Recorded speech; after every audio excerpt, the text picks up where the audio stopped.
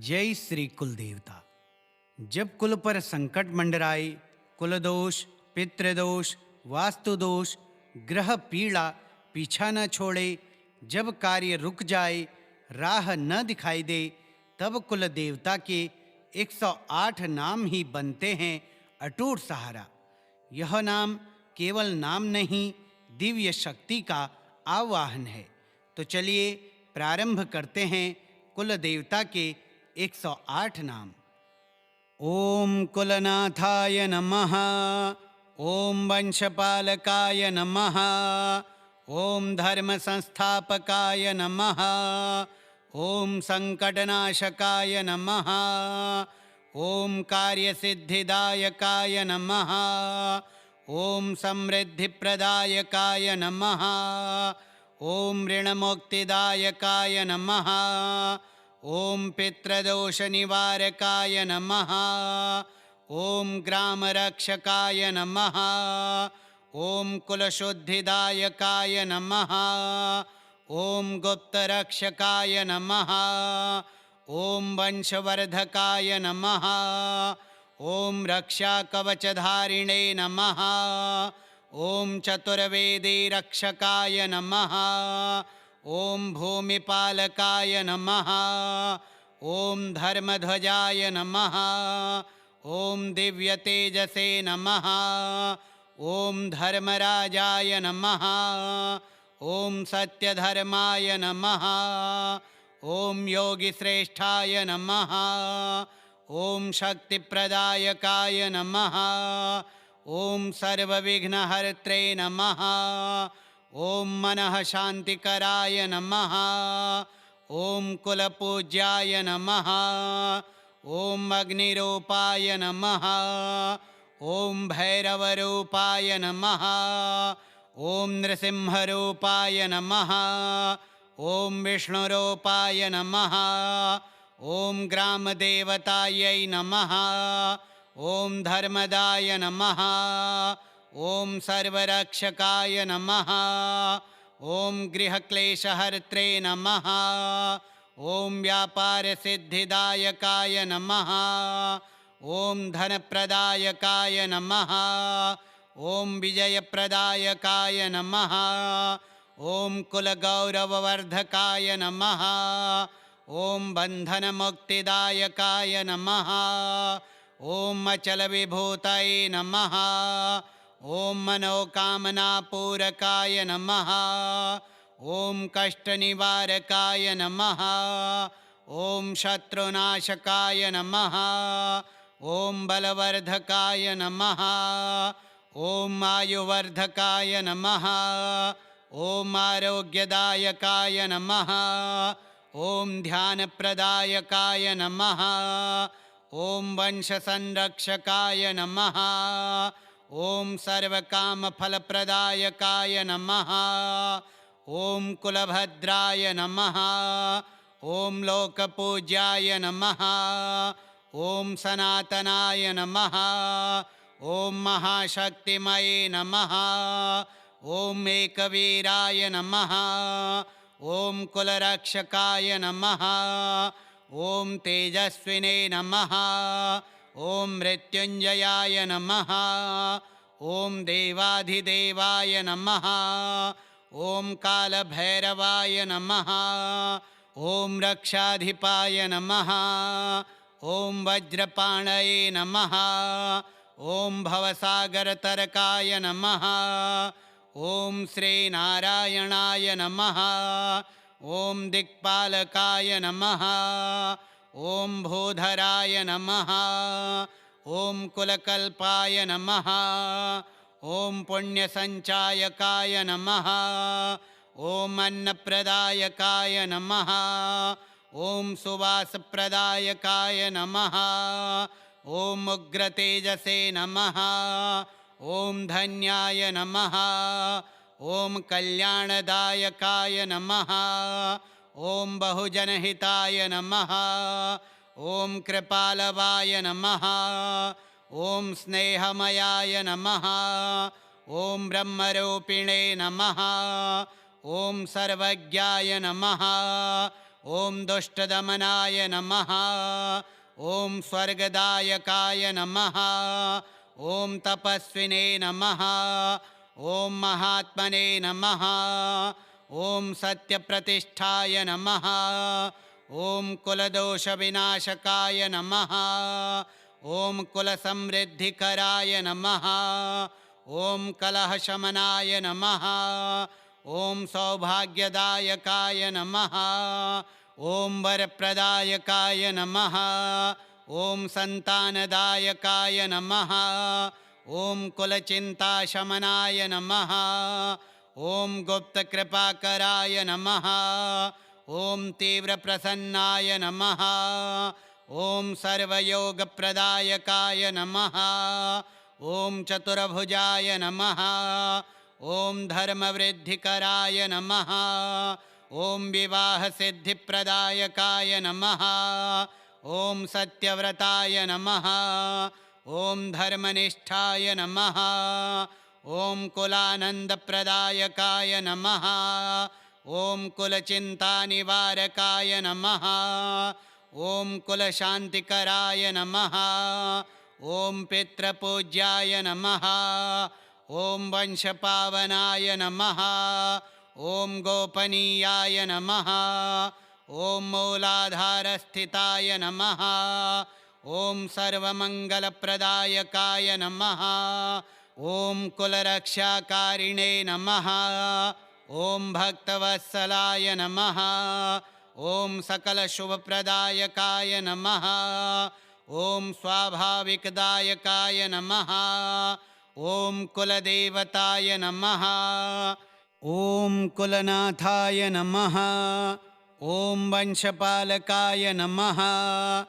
ॐ धर्मसंस्थापकाय नमः ॐ सङ्कटनाशकाय नमः ॐ कार्यसिद्धिदायकाय नमः ॐ समृद्धिप्रदायकाय नमः ॐ ऋणमुक्तिदायकाय नमः ॐ पितृदोषनिवारकाय नमः ॐ ग्रामरक्षकाय नमः ॐ कुलशुद्धिदायकाय नमः ॐ गुप्तरक्षकाय नमः ॐ वंशवर्धकाय नमः ॐ रक्षाकवचधारिणे नमः ॐ चतुर्वेदीरक्षकाय नमः ॐ भूमिपालकाय नमः ॐ धर्मध्वजाय नमः ॐ दिव्यतेजसे नमः ॐ धर्मराजाय नमः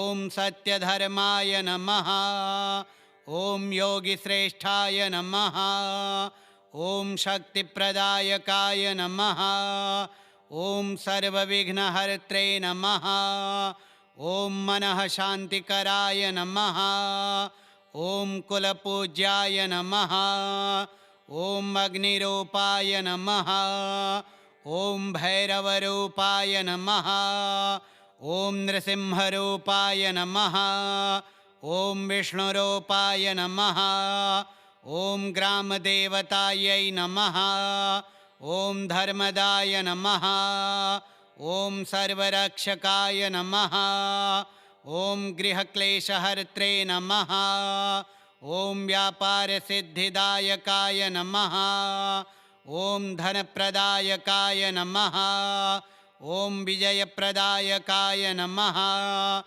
ॐ कुलगौरववर्धकाय नमः ॐ बन्धनमुक्तिदायकाय नमः ॐ अचलविभूतये नमः ॐ मनोकामनापूरकाय नमः ॐ कष्टनिवारकाय नमः ॐ शत्रुनाशकाय नमः ॐ बलवर्धकाय नमः ॐ आयुवर्धकाय नमः ॐ आरोग्यदायकाय नमः ॐ ध्यानप्रदायकाय नमः ॐ वंशसंरक्षकाय नमः ॐ सर्वकामफलप्रदायकाय नमः ॐ कुलभद्राय नमः ॐ लोकपूज्याय नमः ॐ सनातनाय नमः ॐ महाशक्तिमये नमः।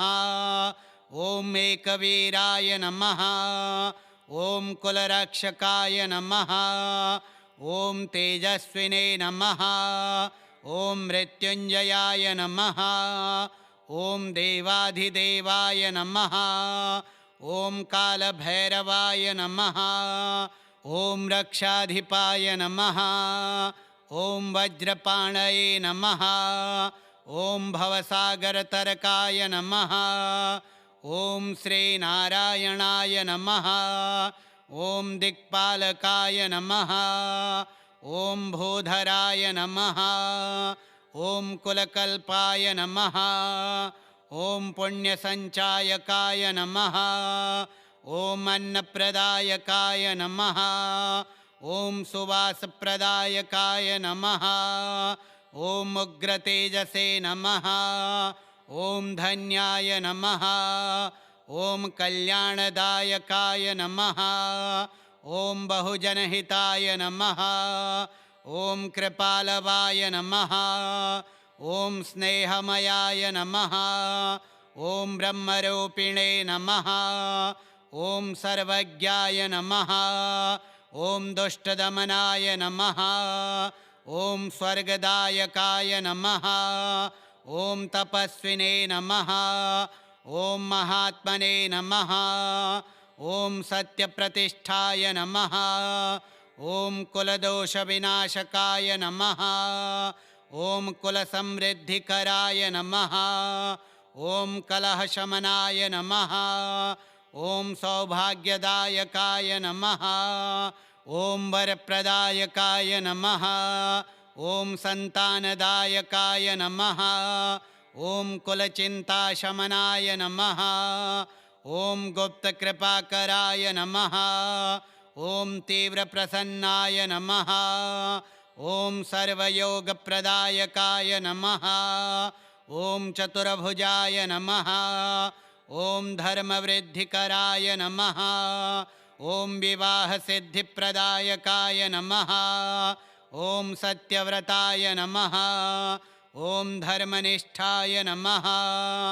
ॐ कुलानन्दप्रदायकाय नमः।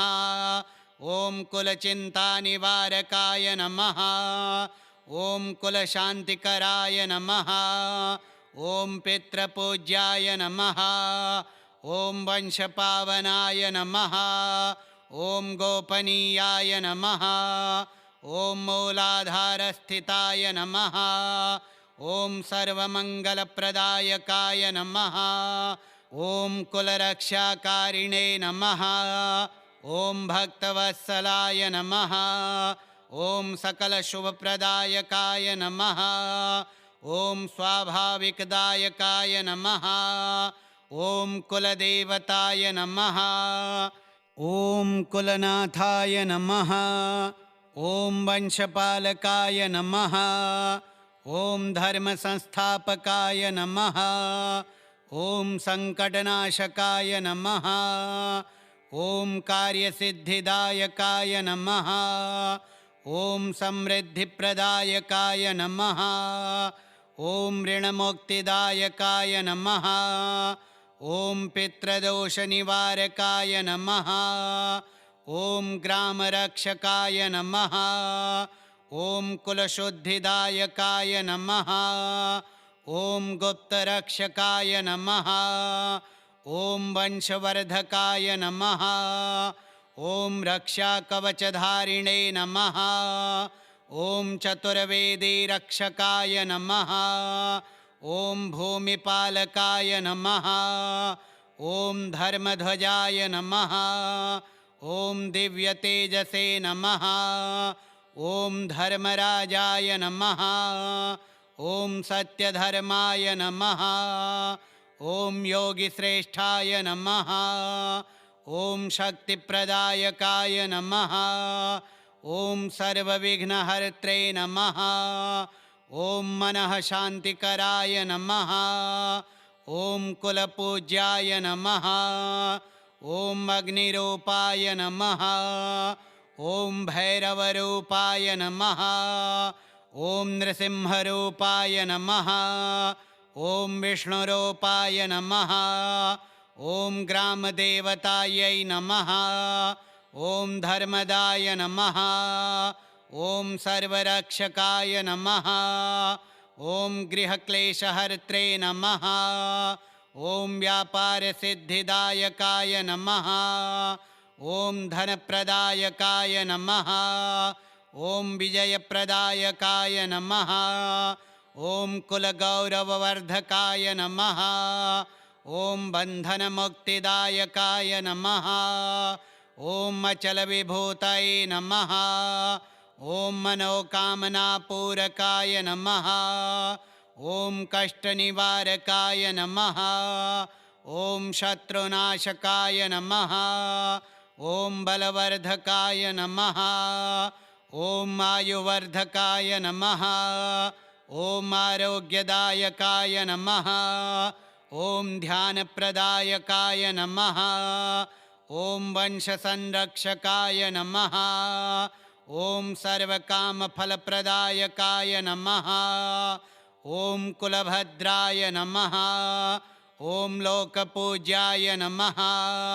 ॐ सनातनाय नमः। ॐ महाशक्तिमये नमः।